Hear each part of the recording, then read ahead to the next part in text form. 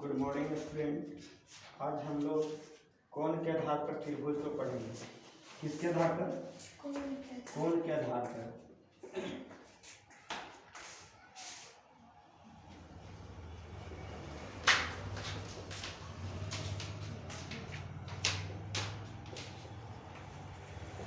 कोण के आधार पर जो है एक त्रिभुज को तीन भागों में बांटा गया। कितने भागों में? तीन भागों में।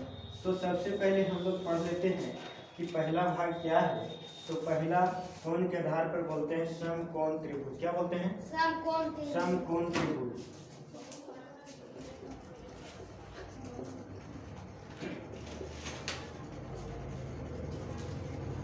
समकोण त्रिभुज बोलते हैं सर। तो हम लोग जानेंगे कि समकोण त्रिभुज कहते हैं किसको। तो समकोण त्रिभुज वैसे त्रिभुज जिसकी एक कोण 90 डिग्री हो उसे हम समकोण त्रिभुज कहते हैं। क्या कहते हैं?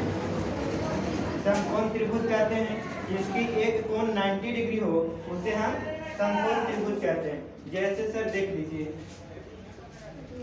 जैसे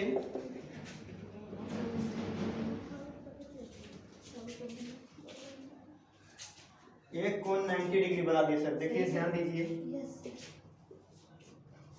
ये हुआ समकोण त्रिभुज। बात समझे? दूसरा देखिए, तो दूसरा समकोण त्रिभुज और दूसरा हम लोग पढ़ेंगे नयन कोण त्रिभुज। नयन कोण क्या पढ़ेंगे? नयन कोण त्रिभुज। तो हम लोग जानेंगे कि नयन कोण त्रिभुज कहते हैं किसको।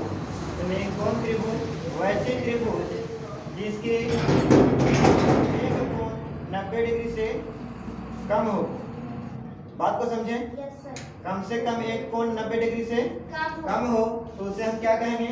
नयन कोण त्रिभुज सर। जैसे देखिए ऐसे बना दिए, 90 डिग्री से अगर सीधे जाता तो 90 डिग्री होता, लेकिन ऐसे झुका देते मान लीजिए कि 60 डिग्री है। ठीक है, तो 90 डिग्री से कम हो गया जिसको क्या कहेंगे? नयन कोण त्रिभुज कहेंगे। अब आइए इधर सर, अधिकोण त्रिभुज।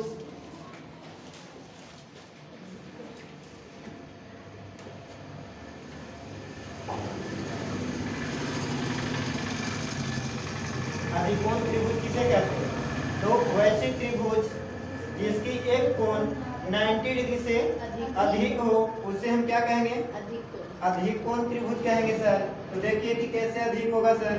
तो 90 डिग्री सीधे जाता है तो इसे थोड़ा सा ज्यादा कर दीजिए और ऐसे कर दीजिए। तो मान लीजिए कि 120 डिग्री के बना दिए। ठीक है, ये अधिकोण त्रिभुज।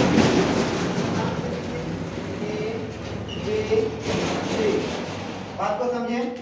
तो हम लोग सर कोण के आधार पर त्रिभुज को तीन भागों में बांट करके पढ़ लेंगे। बात को समझे? अब हम लोग सर इसी को जो है कि त्रिभुज और जो है कि किसके आधार पर होता है? तो भुजा के आधार पर होता है। किसके आधार पर होता है? भुजा के आधार पर होता है। तो उसको भी हम लोग सर पढ़ लेते हैं थोड़ा सा। कैसे मिला देना, स्क्रीनशॉट कीजिएगा। कीजिए जल्दी से, कीजिए जल्दी।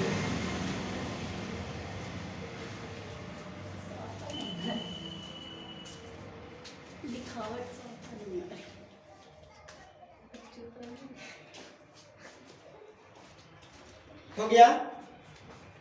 हो गया जी? चलिए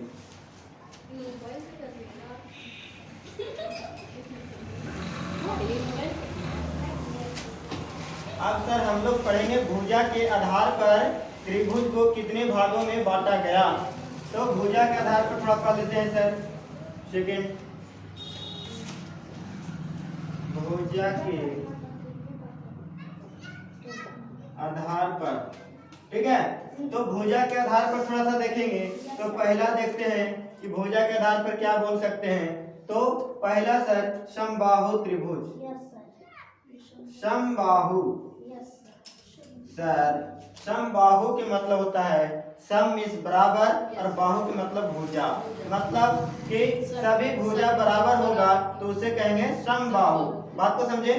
तो इसको सर ना बोल दीजिएगा एग्जाम, अगर आपको डिफिनेशन देने की जरूरत पड़ेगा तो आप बोलिएगा कि वैसे त्रिभुज जिसकी सभी भुजाएं बराबर हो उसे हम क्या कहेंगे? समबाहु त्रिभुज। अब ऐसा तो ना हुआ कि त्रिभुज में 4 कोई भुजा होता है, हमेशा हमेशा 3 गो भुजा होता है बॉस।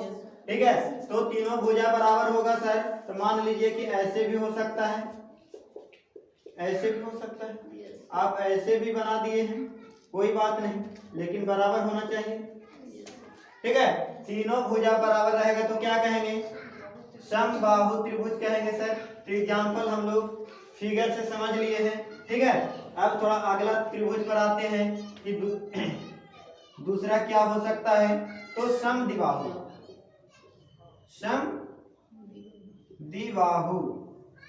समद्विबाहु त्रिभुज किसे कहते हैं?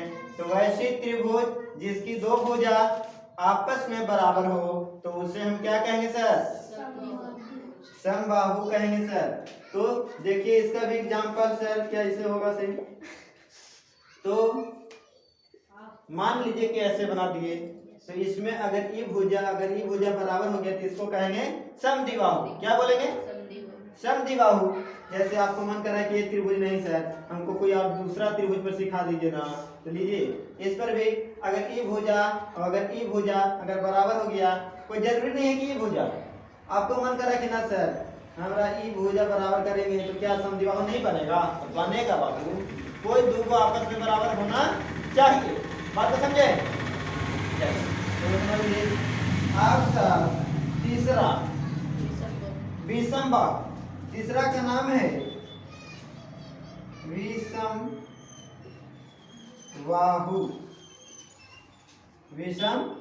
बाहु त्रिभुज। तो देखिए विषम के मतलब होता है कि कोई भी भुजा बराबर नहीं होगा, तो उसे क्या कहेंगे सर? विषम बाहु कहेंगे। तो देखिए कि इसमें जो है कि कोई भी भुजा, कैसे त्रिभुज बनाइए कोई दिक्कत नहीं, लेकिन ये भुजा इससे बराबर नहीं होना चाहिए और ये भुजा किसी और से बराबर नहीं होना चाहिए। मान लीजिए इस पर 2 डैश से दिखाते हैं और इस पर 3 डैश दिखा देते हैं, क्योंकि ये भुजा जितना है उतना ही नहीं है और ये भुजा जितना है उतना ही नहीं है। बात को समझें कि विषमबाहु किसको कहेंगे। तो हम लोग सबसे पहले पढ़े कि कोण के आधार पर त्रिभुज को कितने भागों में बांटा गया है, तो 3। ठीक है, क्या? तो समकोण, निम्न कोण, अधिक कोण। फिर हम लोग पढ़े भुजा के आधार पर त्रिभुज को कितने भागों में बांटा गया है, तो 3। कौन कौन? तो आपको पढ़ाया गया समबाहु। समबाहु के मतलब क्या? कि सभी भुजा आपस में बराबर होना चाहिए। समद्विबाहु मतलब कि दो भुजा आपस में सिर्फ बराबर होना चाहिए। विषमबाहु मतलब कि कोई भी भुजा आपस में बराबर नहीं होना चाहिए। तो आज भर इतना ही ना सर, और बाकी आप नेक्स्ट डे आइएगा पढ़ करके, तो आपको बताया जाएगा ट्रिग्नोमेट्री। ठीक है, ट्रिग्नोमेट्री का कुछ चैप्टर जो है कि आपको बताया जाएगा। ठीक है, नेक्स्ट डे।